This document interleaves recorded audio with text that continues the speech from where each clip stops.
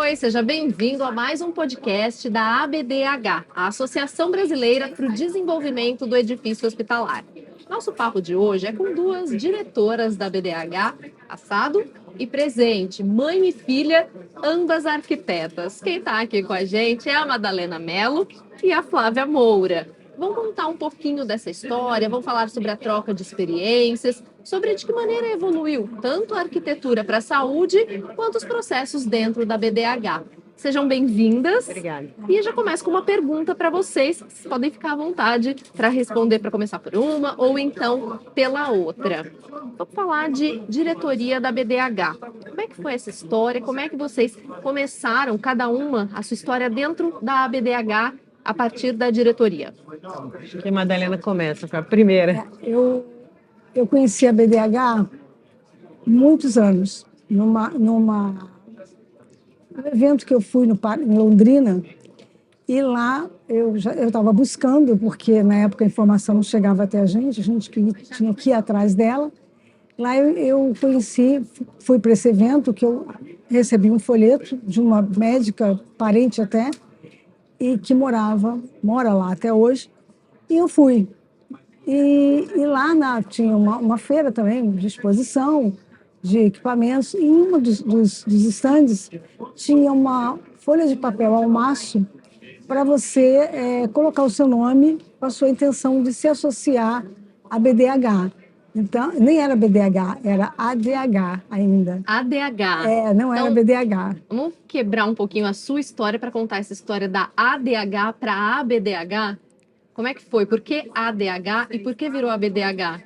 Porque a própria diretoria, os diretores, né, nacional, regional, acharam o seguinte, que era a Associação de Desenvolvimento, ADH, a Associação de Desenvolvimento Hospitalar.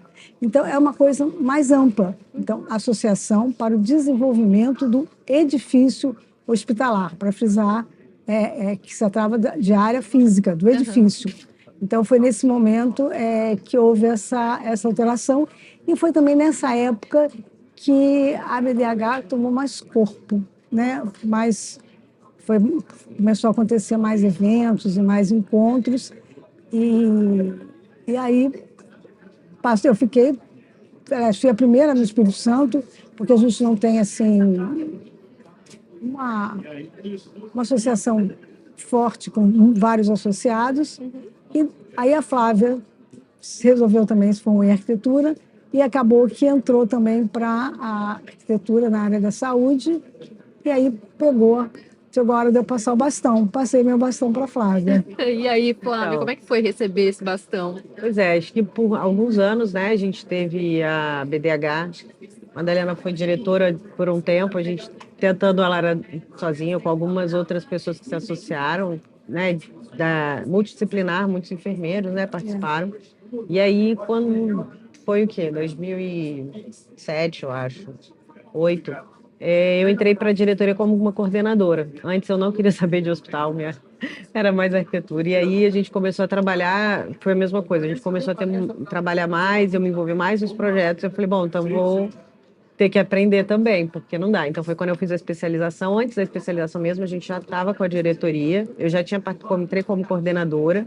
A gente chegou a fazer alguns eventos para captação de associados, mas era uma comunidade muito pequena local. As pessoas que tinham gostariam de informações, mas não para entrar, para fortalecimento da associação lá. Não tinham esse interesse em associar, em desenvolver, porque eram projetos mais pontuais, não eram coisas menores. Eu acho que hoje a arquitetura hospitalar está muito mais ampla e muito mais inerente a uma infinidade de espaços, né?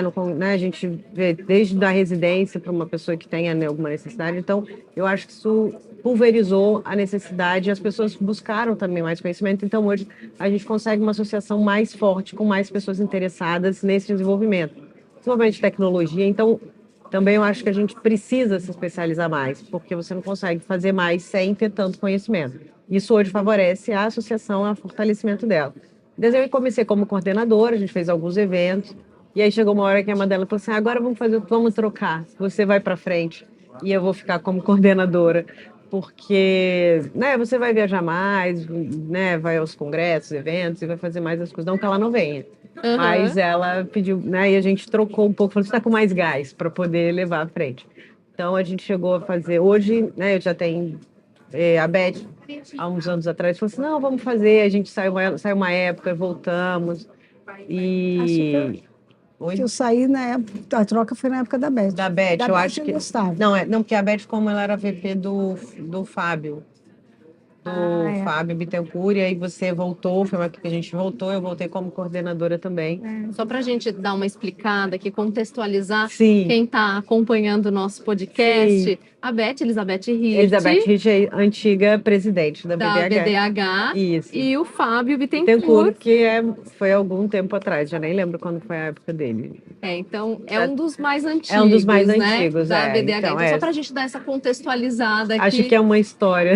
Foram muitos presidentes que a gente acompanhou como associado, o que mesmo quando a gente... mostra como a associação é consolidada, né? Sim, muitos anos. Eu acho que eu acho que é uma associação ela consolidou muito a tijolinho, né? E até conversando com os outros, bom, voltando, né? E como a gente foi na gestão da Beth, eu voltei mais presente como diretora regional e, bom, estamos aí ainda buscando associados e mais aumentar a nossa diretoria para solidificar mais lá no Espírito Santo. E eu acho que a associação, ela veio, a gente que acompanha, eu acompanho mesmo antes de me formar em arquitetura. Foi isso que eu fiquei imaginando. A Flávia deve acompanhar É, a associação, a arquitetura para a saúde desde criança. Tanto que, nem tão criança não, assim, mas já desde antes da faculdade de arquitetura, já no final da faculdade, ela sempre não, acompanhou. do início da faculdade de arquitetura. Agora, A Flávia sempre acompanhou, mas ela não queria ir para o hospital. Ela Não. foi fazer um curso de A minha área era cenografia, cenografia. era outra área. olha que Mas, diferente. mas não tem jeito. Mas querendo ou não, os conceitos a gente traz para alguns projetos que precisam de uma coisa mais lúdica, a gente acaba trazendo. E E eu o que acho que te puxou da cenografia para a saúde? Foi a mãe? na verdade, foram várias coisas.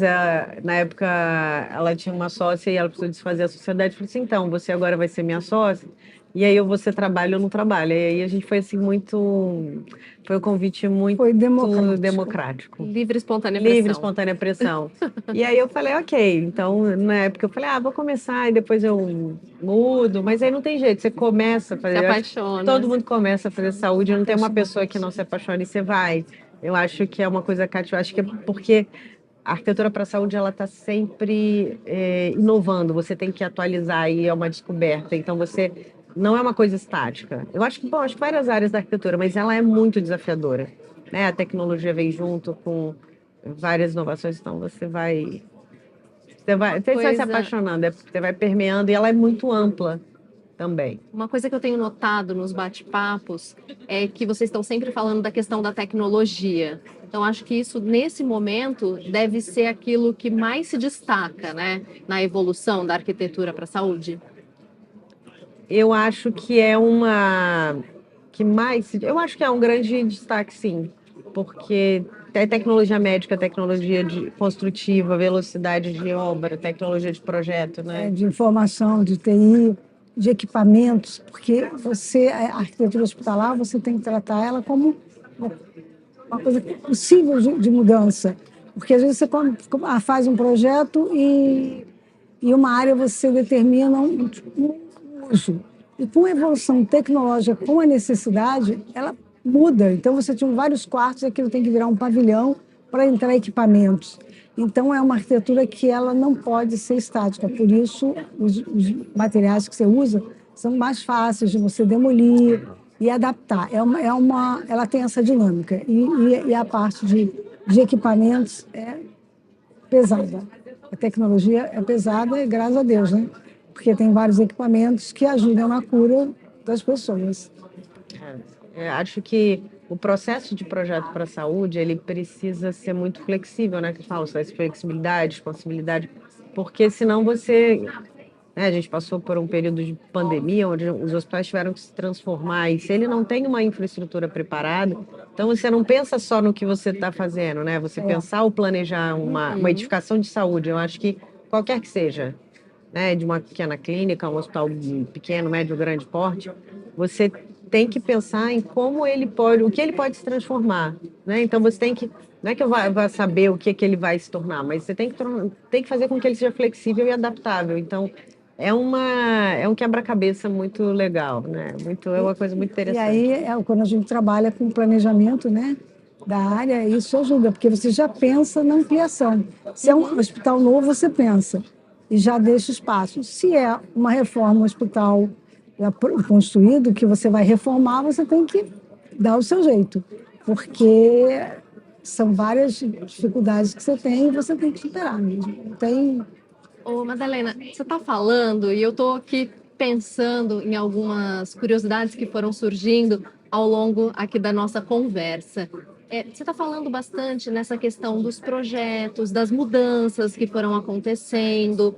Queria que você pontuasse para a gente de quando você começou a trabalhar com arquitetura para a saúde, até quando você começou a passar essa arquitetura para a saúde. Passar, eu digo no sentido de conhecimento.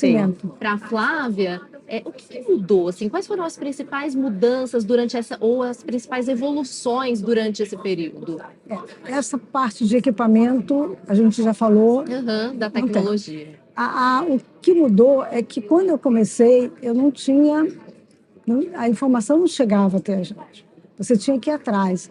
Então, como eu falei no início da nossa conversa, eu saí lá de Vitória, do Espírito Santo, para ir para Londrina, para pegar informação, com a informação de um folheto que eu recebi pelo correio, porque não tinha como tirar foto. Não era uma foto do WhatsApp. Não era foto do WhatsApp. Não, com certeza. Então, aquele folheto que eu olhei e falei, eu vou atrás. Então, a tecnologia, não só a tecnologia da área da saúde, mas a arquitetura, a tecnologia, não. A gente se informa para utilizar a tecnologia. A tecnologia para nós são os programas, né? Porque hoje você já está com... O AutoCAD já está aí, já está com Revit, outros programas. Você tem todos esses programas para cuidar da manutenção. Então, isso foi vamos dizer, uma grande mudança.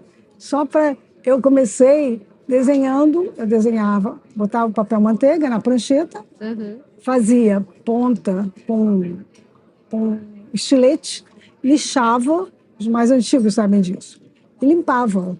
Tanto que quando eu fiquei grávida, os colegas falavam assim, Madalena, seu filho vai nascer preto, porque tanto grafite que eu puxava. Então, não tinha nem a lapiseira Pentel, já foi assim, cara, o dia que surgiu.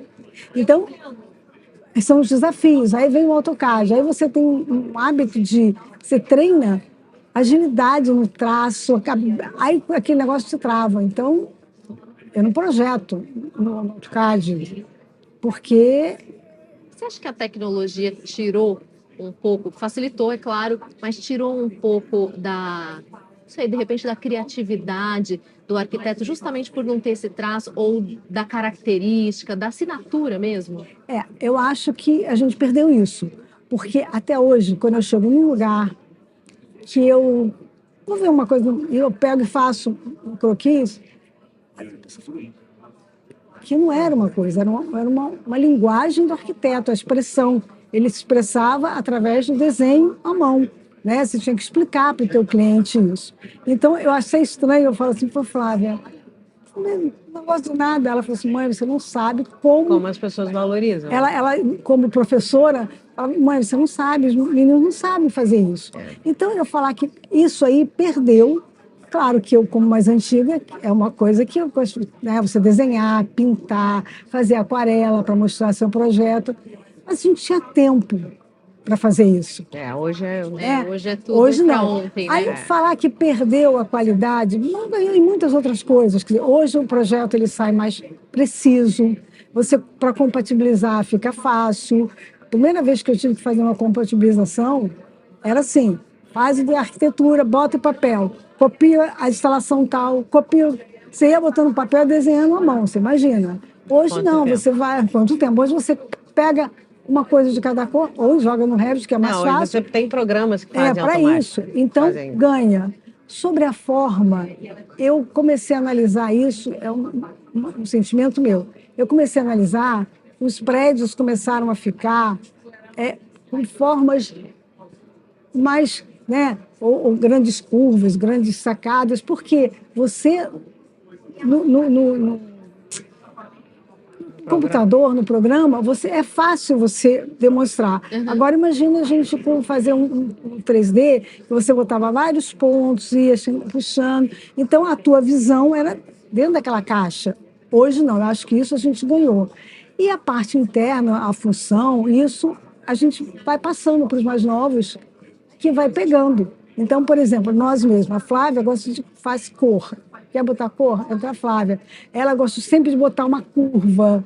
Eu já sou mais técnica entendeu? No traço. No traço. Então, eu acho que não tem perda. São momentos diferentes.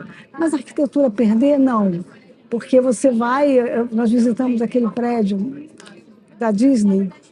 Uma vez no Frank Gehry. Então, você chega ali, embaixo daquela arquitetura, você vê que tem grandes curvas, você olha assim, cara, como é que o cara pensou isso tudo? Claro que foi de programas. Não é fazer aquilo na mão, não tem como. Não teria precisão. Ô, Flávia, a gente está conversando sobre essa evolução, mas esse momento mais tecnológico, como é que você enxerga isso, olhando para trás, para a história da Madalena e para tudo isso que ela acabou de falar para a gente? Você tem vontade de ter vivido aquela época ou você acha que não, que realmente foi uma evolução e que hoje as coisas, não sei se posso dizer que estão melhores, mas assim, estão de repente diferentes, mais para o mais fácil de atingir o objetivo? Não, eu não acho que é assim, como eu olho para trás, né? Alguma coisa eu peguei, não usei lápis feito com ponta no estilete. Cheguei a fazer, mas não porque não tinha lapiseira, né? Mas alguma coisa eu fiz, eu gosto das coisas um pouco antigas também, né? Do desenho. Acho que o arquiteto tem que saber desenhar à mão. Eu acho que é a nossa maior expressão. Você não tem tempo de também jogar tudo no computador, né? Que nem falou, você está numa reunião, põe alguma coisa no meio da obra. Às vezes é uma coisa simples, você fala assim, eu vou lá no computador, vou ajustar o 3D para entregar. Mesmo porque a gente projeta e tem alguém que executa, e nem sempre quem executa lê a maneira como você projeta numa coisa altamente tecnológica. Né? Tipo, eu não vou dar um modelo 3D para uma pessoa executar. O engenheiro pode ser que leia, tem engenheiro que nem sempre consegue, e o cara que vai executar, a gente não trabalha com uma obra montada como em outros países. Na nossa realidade brasileira é uma mão de obra artesanal ainda, mesmo que com algumas evoluções e adequações.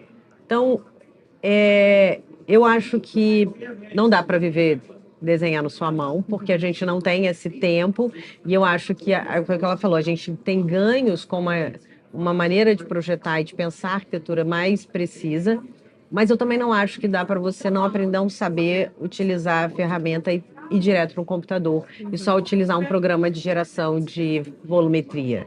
Né? Eu ainda acho que tem que coexistir. Né? Eu falava quando eu dava aula que não existe conexão mais rápida do que do seu cérebro para a sua mão. Enquanto você vai para um computador, você digita uma série de comandos e alguma coisa você perde. Então, você pode começar a projetar, mas eu acho que tem que ter uma interação, porque quando você utiliza uma maneira, às vezes, mais artesanal, você consegue, às vezes, debruçar mais no seu projeto um detalhamento. Não estou dizendo que não deva, eu acho que, assim, a tecnologia, eu acho que ela é super bem-vinda e eu acho que ela é super útil. Eu acho que é o que faz a gente ter essa velocidade, uma qualidade de projeto. Mas eu não acho que a gente deva perder tudo. Eu acho que um pouco você tem que ter. Eu não desenho tão bem quanto ela desenhava à mão. Não chega a fazer. Mas eu acho que, assim, você tem que saber, sabe? Eu acho que é a maneira como a gente projeta e como a gente se expressa.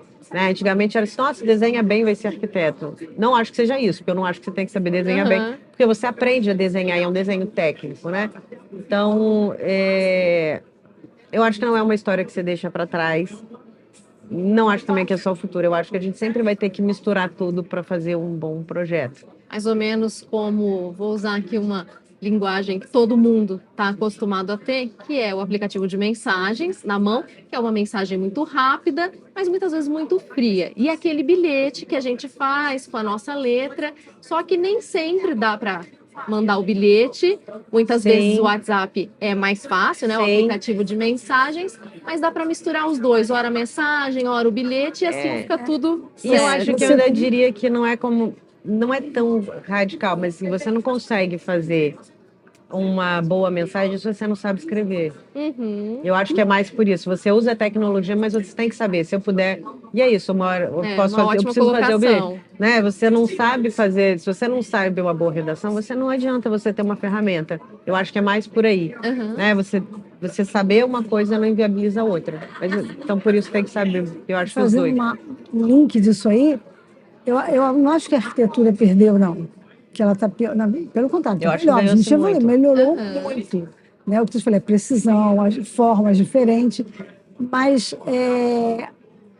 quando você fala do WhatsApp, às vezes eu escuto as pessoas falarem assim: o jovem não sabe escrever. Só que ele é muito rápido, ele bota VC, por favor, ele vai botando ali. Mas ele manda mensagem, porque ele tem que responder muito rápido, não tem mais tempo para caro senhor fulano. Exato. Não Você estou dizendo, não é para voltar caro nisso. senhor fulano, o cara já nem leu sua mensagem. Então, acho que vamos dar um contraponto. Mesclou, adaptou, eu e acho aí tá que tudo é certo, tudo né? certo, é isso Eu aí. acho que projeto também A é isso. gente falou até agora sobre essa evolução da arquitetura para a saúde até 2024. Certo. Mas eu queria saber como é que a gente leva isso para dentro da BDH. De que maneira foi essa evolução, desde lá de quando a Madalena começou até 2024, dentro da associação e na questão das regionais também. Eu acho que isso aconteceu porque a associação surgiu excelentes profissionais. As pessoas que se envolveram na diretoria, principalmente da Nacional, que eram os cabeças, a gente teve vários arquitetos bons que passaram pela BDH. Nós tivemos uma situação que foi muito interessante, que quando eu comecei não tinha, nós tínhamos uma portaria que era só assim, você abria, aí você queria fazer uma lavanderia. Aí tinha assim um desenho, lavanderia para 25 leitos, para 50 leitos, desenho.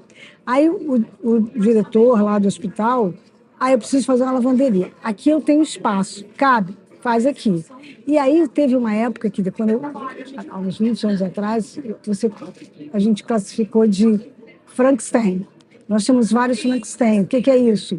A cozinha estava aqui, a lavanderia do outro lado, lá você tinha os quartos, quer dizer, o prestador de serviços que a gente chama do hospital, a cozinha, a lavanderia, a farmácia, não tinham conexão. Hoje a gente viu a apresentação da Santa Casa de Porto Alegre, que faz isso muito bem, com aquelas passarelas, ligando o atendimento. Então, ocasionou isso.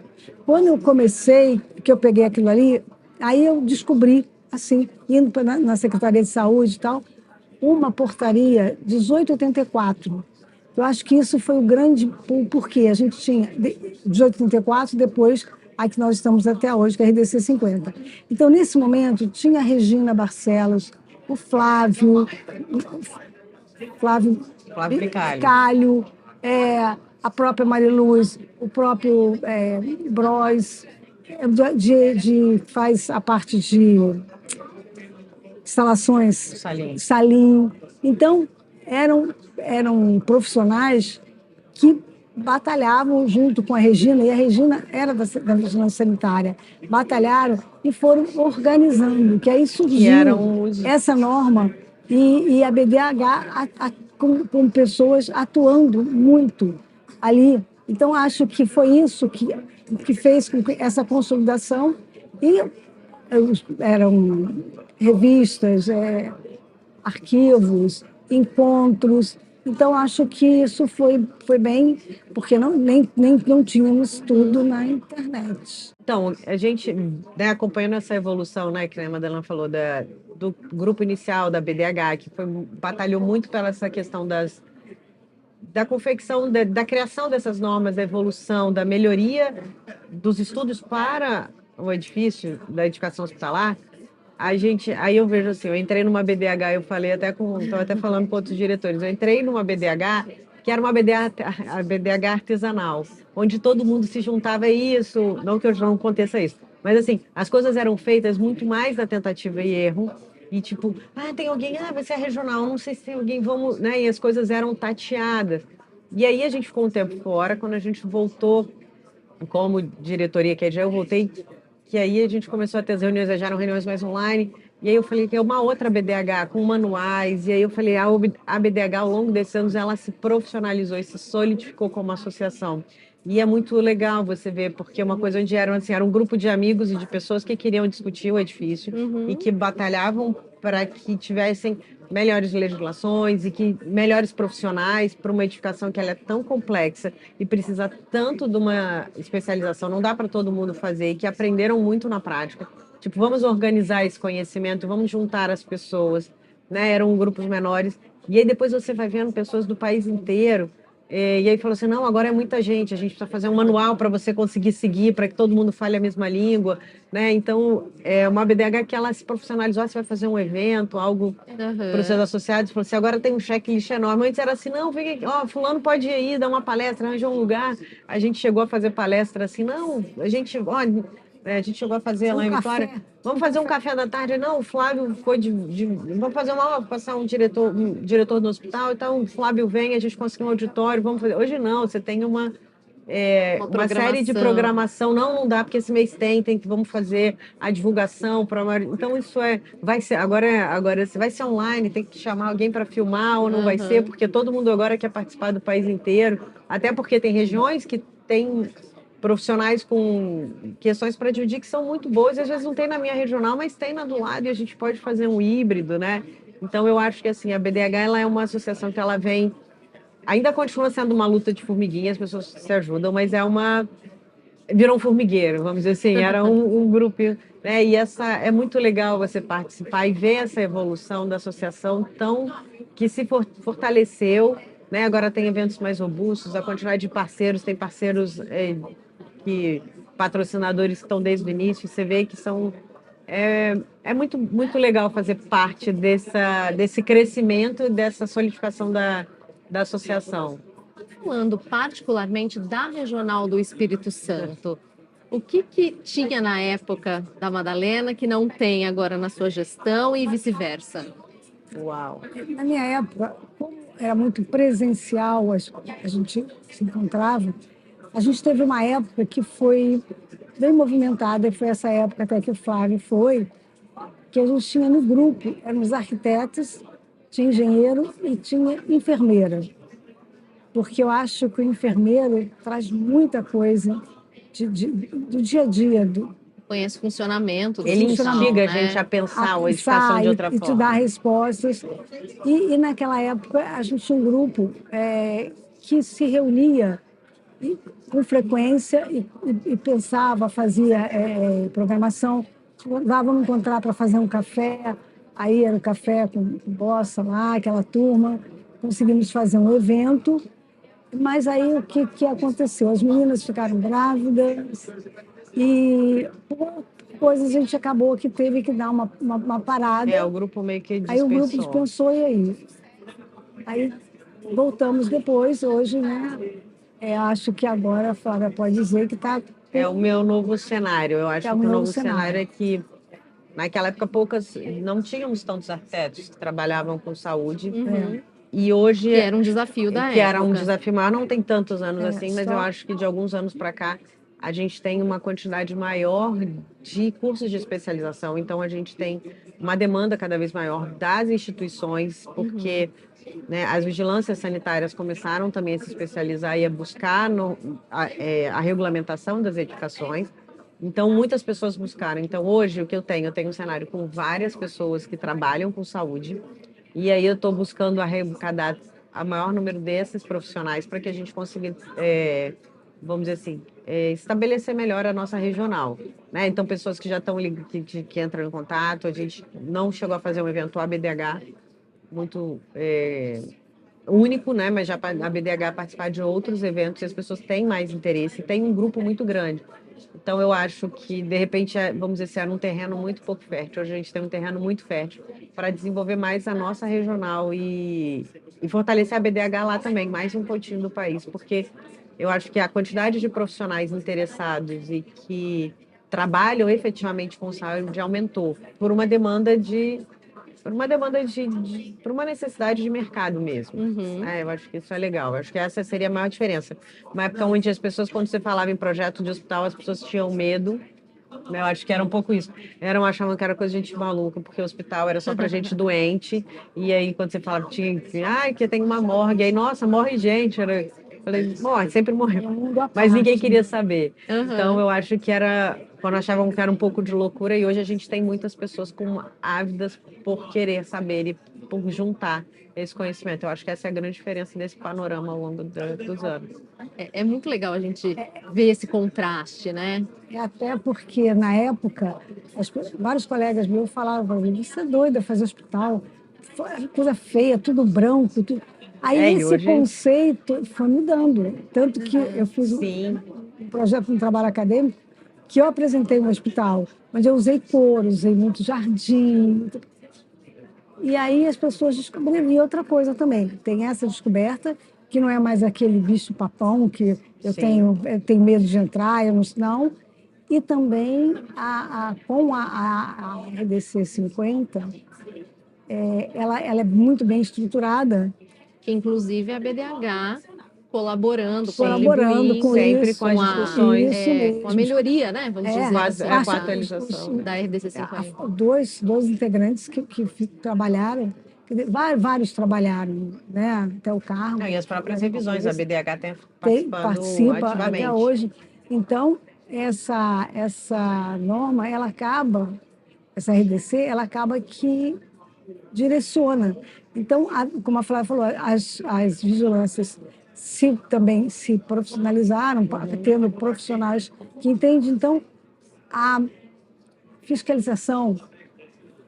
E hoje trabalhar com edificação de saúde, você também tem outros conceitos, que, né, que você falou, eram edificações brancas e sem graça.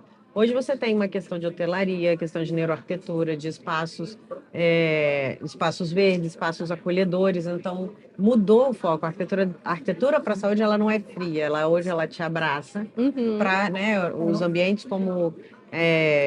os ambientes como também fazem processo de cura. Então, tudo isso mudou, esses conceitos que também evoluíram, fazem com que as pessoas se interessassem mais pelos projetos da área de saúde. O próprio usuário, né, ele também já sabe disso. E aí fica mais exigente. Exatamente. Aí mais pessoas também, né, são demandadas. As pessoas também se interessam mais pelo trabalho. Então, isso é legal. Com esse quadro, eu imagino que vocês enxerguem ainda um crescimento muito grande para a BDH, né? Levando conhecimento para muita gente e trazendo muitos associados para compartilhar conhecimento dentro da associação. Sim, eu acho que a BDH, eu acho que ela fez um trabalho enorme até agora e a gente tem muito para fazer. Porque eu acho que de agregar mais profissionais, a gente tem muitos arquitetos, muitos engenheiros, também outros para ampliar mais para os enfermeiros, administradores, para a gente ampliar essa nossa... Tem engenheiros já, vários engenheiros clínicos, engenheiros de instalações, para a gente aumentar essa discussão e fazer melhores edificações, né? Os edifícios agora não, mas tem discutido cada vez mais de utilizar, se apropriar do entorno do espaço urbano, então também os urbanistas, a própria prefeitura, as cidades em torno. Então, eu acho que é uma discussão. E se você for pensar, né, hoje, né, são arquitetura para a saúde. A arquitetura para a saúde é tudo, a sua casa é saúde. Né? Se o seu lar não é um lar saudável, se você não se sente bem no seu bairro, então a gente não fala hoje mais só do hospital. Né? A gente tem a RDC, então eu acho que o conceito de saúde ele ficou muito amplo, a saúde física, saúde mental, saúde. Então, daqui a pouco eu acho que vai ser um momento que assim tudo é arquitetura, as pessoas vão ampliar, todo mundo vai ter que saber porque é muito amplo. né? A saúde, ela está em todos os lugares. Poderia se tornar uma disciplina dentro das universidades, né? Muitas universidades já têm colocado uma disciplina para isso. Mas não é obrigatória no currículo. Algumas sim, outras Sim. não. Algumas de projeto são. Eu cheguei a dar aula em algumas disciplinas de projeto para a saúde, né? E de repente fazer um link maior com o urbanismo e ser uma cidade para a saúde. Eu acho que ainda vamos evoluir para isso, para a gente trabalhar tudo como um ambiente saudável. Flávia está falando, a Madalena está aqui só observando, e aí eu fiquei com uma curiosidade. Tem puxão de orelha? Tem, já Um teve silêncio. mais. Já teve mais. Hoje eu acho que não. Hoje a gente divide mais. Acho que no início tinha mais. Na diretoria, de repente, não é Na assim. Não. Acho que a na gente- BDH não. Não.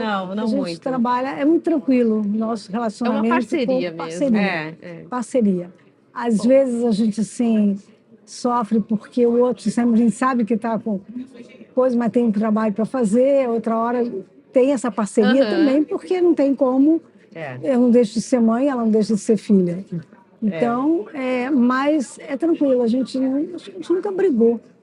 Não, já teve épocas Discute mais trabalho. turbulentas, depois melhora. E com o tempo passando, a gente foi aprendendo. Mas uma coisa que nunca houve, realmente, no nosso relacionamento, em casa, então ele não foi para profissional, foi falta de respeito. Eu acho que Isso é essa importante. Nunca teve falta de respeito. E como é que foi quando ela se formou, quando ela disse, mãe, vou fazer arquitetura? Eu não falei nada. Eu nunca falei para ela. Não quis influenciar. Não, nunca. Isso ela não foi. Mas deve ter dado uma emoção, né? Nossa, eu inspirei a minha filha. Com certeza. Agora, por exemplo, para arquitetura hospitalar, eu falo, Flávia. A arquitetura hospitalar teve um. Aí ela empurrãozinho. foi até engraçado, vou contar um particular aqui.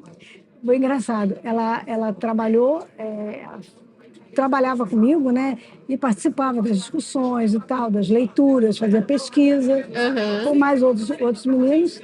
E quando ela se formou, ela falou assim: eu não quero trabalhar com arquitetura hospitalar. Não quero. Falei, tudo bem. Não quero. Ela não queria de jeito nenhum. Aí ela foi, parou. Nesse meio tempo, ela não parou. Ela se formou, ficou um ano em São Paulo fazendo esse curso, voltou para trabalhar, porque eu tinha que ter alguém comigo. Eu falei, ou você, ou eu vou botar outra pessoa. Não tem que realmente eu não podia parar. E nesse meio tempo, ela, quando se formou, ela fez uma prova para uma prefeitura. Entrei numa prefeitura. Aí, anos depois, chamaram a Flávia para essa prefeitura. Imagina onde ela caiu? Aí eu fui no setor de projeto. Aí eu falei assim, vocês querem? Então você vai fazer as unidades de saúde. Eu falei, gente, porra, Era né? destino. Aí eu podia ir ou para a Secretaria de Saúde ou para o setor de projeto. Não, setor de projeto. Aí quando chegou lá, eu ganhei os projetos de saúde para fazer. Eu falei, gente, não dá, né? Ou seja, era para ser, né? Não Era tinha para ser. muito E alguns por onde ainda são, correr. e já saí de lá há alguns anos. E eles ainda usaram alguns como padrão.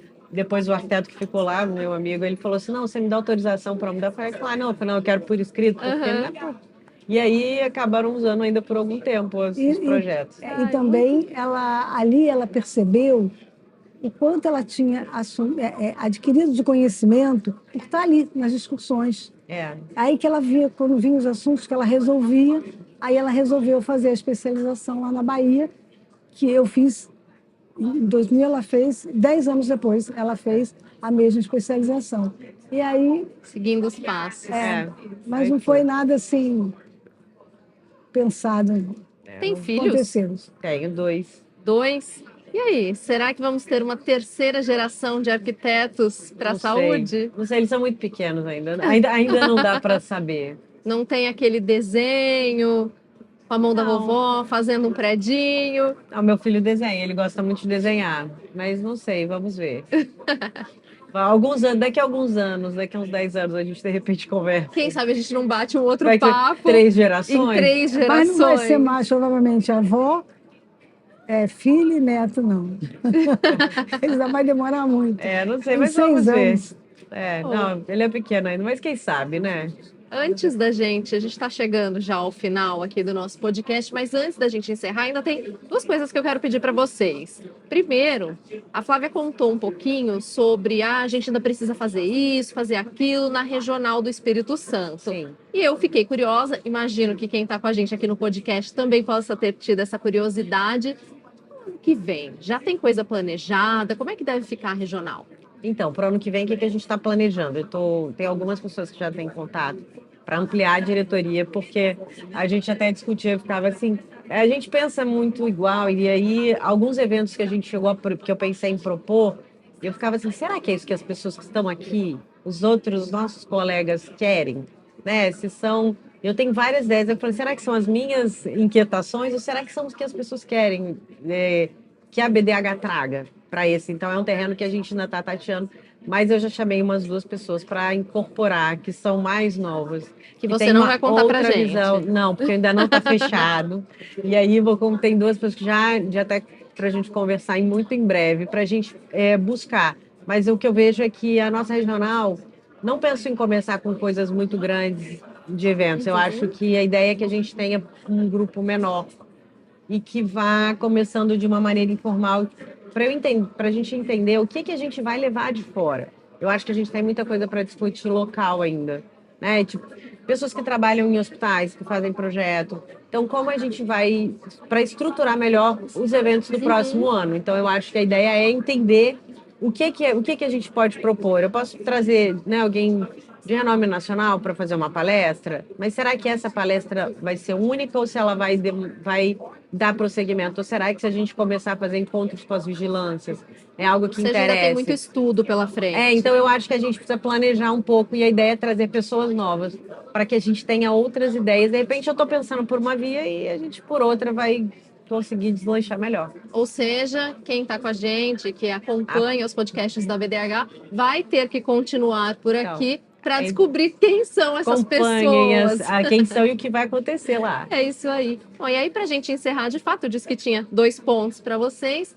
O último deles, eu gostaria que a Madalena contasse para a gente quem é a Flávia. A Flávia, em primeiro lugar, é minha filha. Segundo, a Flávia é uma pessoa responsável. Eu acho a Flávia muito dinâmica. Ela não... Eu falo assim, a Flávia se joga na água, ela nada. Não é uma pessoa engessada,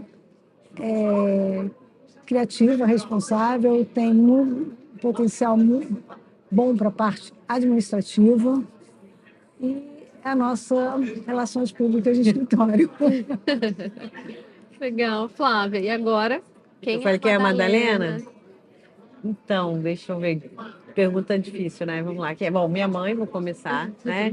Mas eu não vou falar como mãe. Eu acho que a Madalena é uma pessoa muito vanguardista, né? Ela começou e ela é uma pessoa ávida por sempre conhecer e entender as coisas. Ela não consegue fazer nada que ela não entenda. Então, ela é ávida por conhecimento, ela é ávida por informações. Então, não tem uma coisa que seja nova que ela não queira ir atrás. Às vezes a gente, não sei, não, a gente tem que ver. Então, ela é uma pessoa também, não vou dizer que ela seja tão dinâmica, mas ela não é engessada.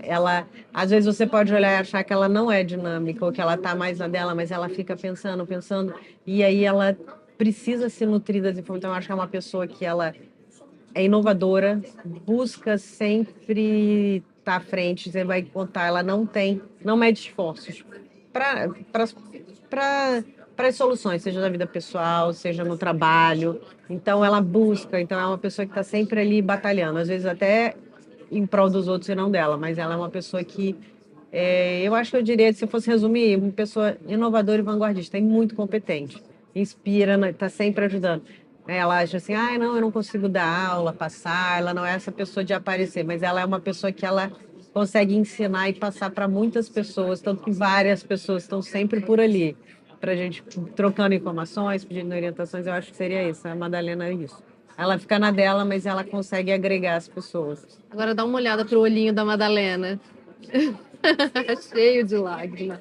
Bom, eu quero agradecer a vocês duas pela participação com a gente aqui no podcast. Obrigada. Gostamos muito, tenho certeza que quem ficou ligado com a gente aqui também, de conhecer um pouco da história, da evolução da BDH, da história de vida de vocês, que está misturada a evolução, a história da BDH. Muito obrigada pela participação. Até uma próxima vez. E para você que ficou com a gente também, obrigada pela audiência. Até a próxima vez. E curte a BDH nas redes sociais. Também você pode entrar no nosso site abdh.org.br e lá você conhece todas as regionais, a do Espírito Santo, da Flávia e todas as outras do Brasil. E você também pode se tornar um membro da ABDH, um associado. Até mais!